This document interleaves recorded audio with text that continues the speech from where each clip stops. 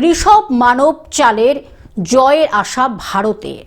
মাত্র দ্বিতীয় টেস্ট খেলতে নামা পাসিন্দু সূর্যবন্দরার লড়াই স্বপ্ন দেখাতে শুরু করেছিল শ্রীলঙ্কাকে, কিন্তু চতুর্থ দিনের শেষে এসে সেই স্বপ্ন ভেঙে গিয়েছে। ভারতীয় বোলারদের দাপটে আবার ম্যাচের রাশ চলে এসেছে শুভমন গিলদের হাতে।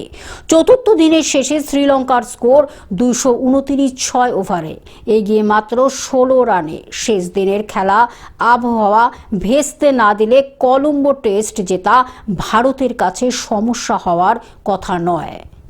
Bureau report, globe news.